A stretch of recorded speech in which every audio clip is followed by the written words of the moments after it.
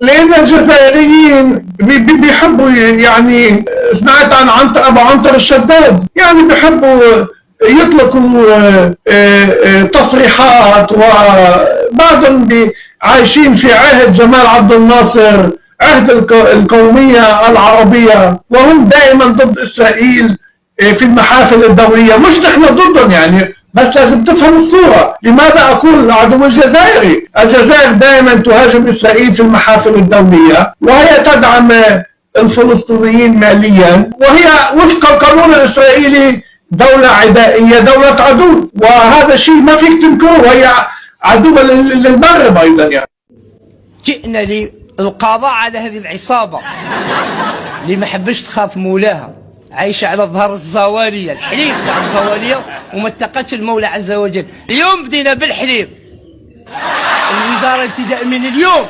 ستقطع رأس العصابة. راح نبداو بالحليب إن شاء الله، أسبوع من شكارة حليب معروفة من تخرج حتى الآخر، وستقطع الرؤوس.